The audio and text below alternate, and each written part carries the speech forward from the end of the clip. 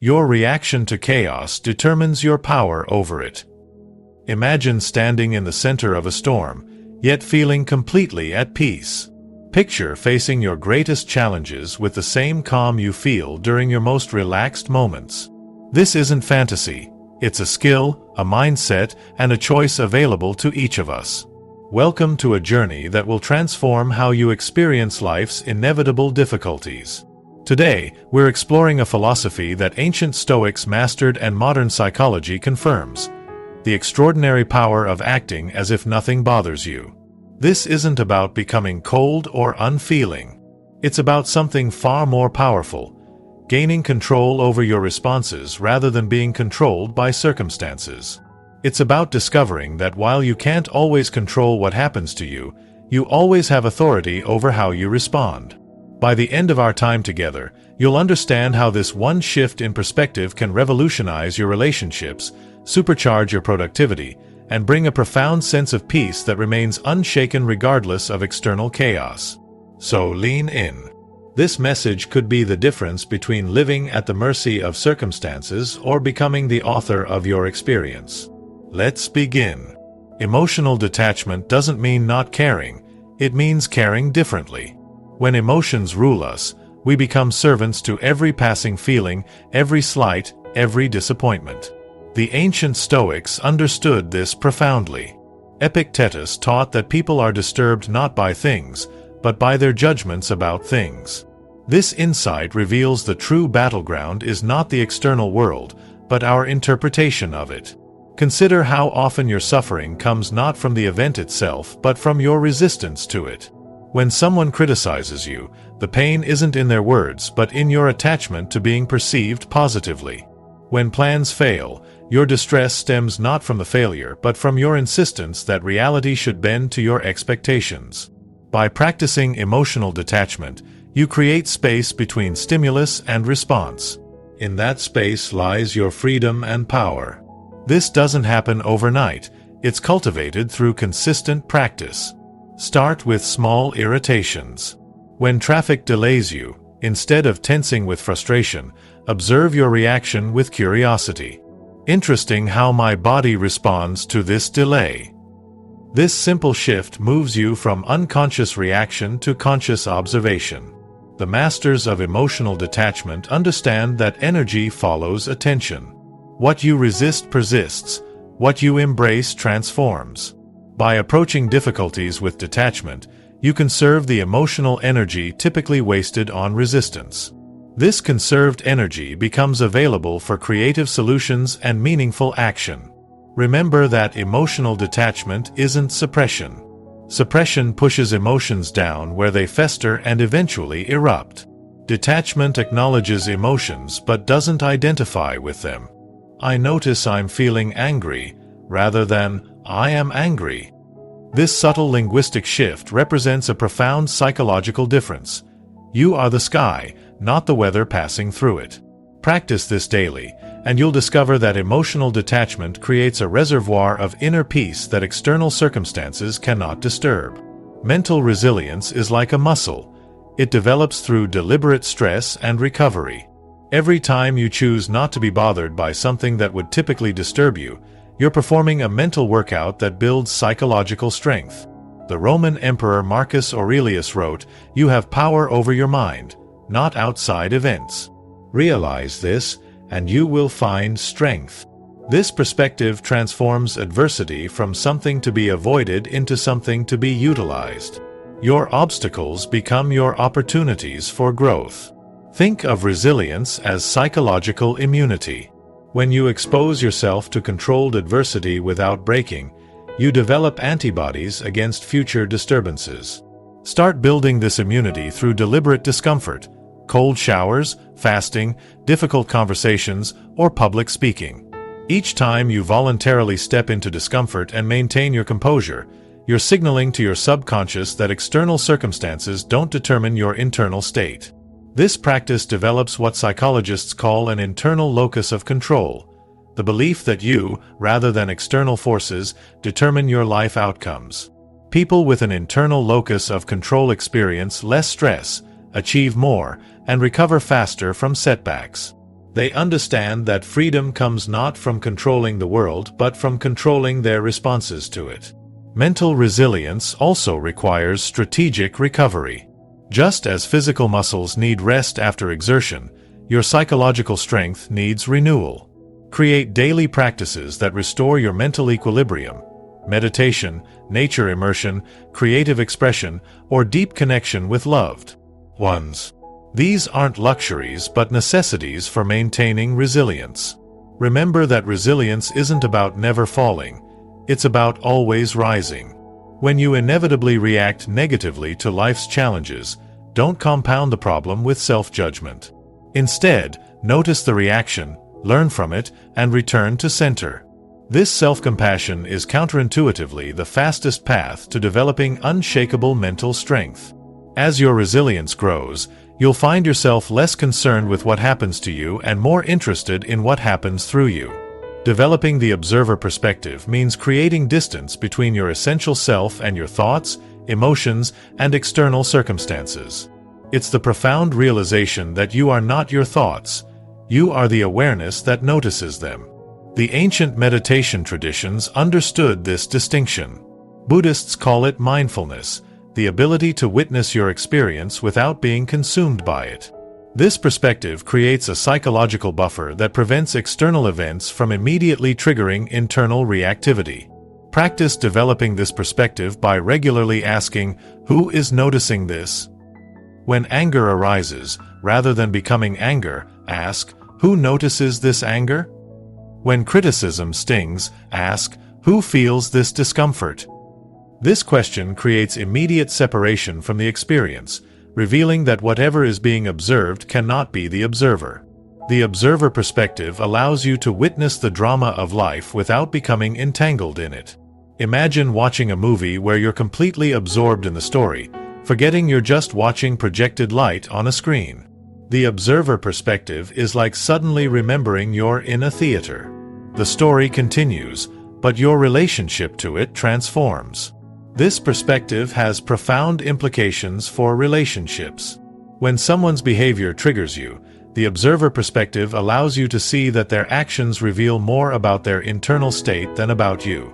Their criticism, anger, or disappointment stem from their model of reality, not your worth. This understanding dissolves defensiveness and creates space for compassion. The observer perspective also dissolves time-based suffering. Much of human distress comes from mental time travel, regretting the past or worrying about the future. The observer always exists in the present moment. By identifying with the observer rather than the thinking mind, you reclaim the peace that exists only in the now. As you consistently practice this perspective, acting as if nothing bothers you becomes less an act and more your natural state. The space between stimulus and response expands, and in that expanded space, wisdom naturally arises. The difference between reacting and responding represents the difference between unconscious living and conscious creation. A reaction is automatic, immediate, and often regrettable. A response is chosen, measured, and aligned with your highest values. Seneca, the Stoic philosopher, advised, "We suffer more often in imagination than in reality." Most reactive behavior stems from catastrophizing, mentally amplifying negative possibilities. By acting as if nothing bothers you, you short-circuit this catastrophizing tendency and create space for strategic assessment. This approach doesn't mean ignoring problems. It means addressing them from a position of clarity rather than emotional turbulence. When faced with a challenge, practice the strategic pause, a deliberate moment of non-action. During this pause, ask yourself, what outcome do I truly want here? What response would move me toward that outcome? Consider how different your relationships would be if you responded strategically rather than reactively. When your partner says something hurtful, rather than launching a counterattack, you might pause and ask, what need aren't being met that's causing this communication? This strategic response transforms potential conflict into connection. In professional contexts, strategic responding becomes a superpower. While others are hijacked by emotional reactions to criticism, setbacks, or competition, you maintain the clarity to see opportunities within challenges. This clarity becomes your competitive advantage. Implementing strategic response requires environmental awareness. Identify your triggers and the environments that make reactive behavior more likely. Hunger, fatigue, certain relationships, or specific topics. When entering these high-risk scenarios, mentally prepare by reminding yourself of your commitment to respond rather than react. Technology can either support or undermine this practice. Notifications are designed to trigger immediate reactions. Reclaim your response capacity by controlling when and how technology interrupts you. Create boundaries that support your commitment to strategic response. Remember that the quality of your life correlates directly with the quality of your responses. With consistent practice, you'll find yourself responding strategically to situations that once provoked uncontrollable reactions, experiencing the profound freedom that comes with this mastery. Perhaps nothing disturbs inner peace more than the fear of others' opinions. The compulsive need for approval keeps millions in perpetual anxiety, modifying their authentic expression to avoid disapproval. Acting as if nothing bothers you requires developing a healthy indifference to external judgment. The Stoic philosopher Epictetus taught, "If you want to improve, be content to be thought foolish and stupid." This counterintuitive wisdom reveals that concern with others' opinions creates invisible constraints on your potential. Every innovative idea, creative expression, and authentic communication risks disapproval. By developing indifference to judgment, you remove these constraints. This indifference isn't born from arrogance but from the recognition that others' opinions often reveal more about them than about you. Their judgments emerge from their unique history, fears, desires, and limitations. Understanding this transforms potentially painful criticism into valuable information about the critic's perspective. Social media has amplified judgment anxiety, creating unprecedented pressure to curate a publicly acceptable persona. Counter this by practicing microacts of authenticity, small expressions of your genuine self despite potential disapproval. Each authentic expression strengthens your immunity to judgment. Remember that all innovation happens at the edge of disapproval. Every meaningful contribution to human progress was initially met with skepticism or outright rejection. By developing indifference to judgment, you join the ranks of those willing to endure temporary disapproval to create lasting value. This indifference also transforms close relationships. When you're no longer seeking approval, you can listen without defensiveness and speak without manipulation. This authenticity creates the conditions for genuine intimacy, being known and accepted as you are. The freedom from external judgment doesn't happen overnight. Begin by auditing your approval-seeking behaviors. Notice when you modify your authentic expression to gain acceptance. Challenge these behaviors gradually, starting in low-risk environments and progressing to areas where judgment feels more threatening. As this freedom grows, you'll experience a profound shift, from living as a character in others' stories to becoming the author of your own. Acting as if nothing bothers you isn't pretense, it's a pathway to authentic power. It's recognizing that between stimulus and response lies a space, and in that space dwells your freedom and growth.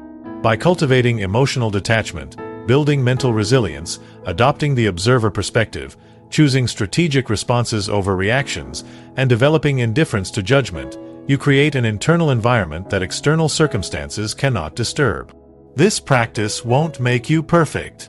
You'll still feel anger, fear, frustration, and doubt. The difference is that these emotions will no longer define your actions. They'll become data rather than dictators, information rather than identity.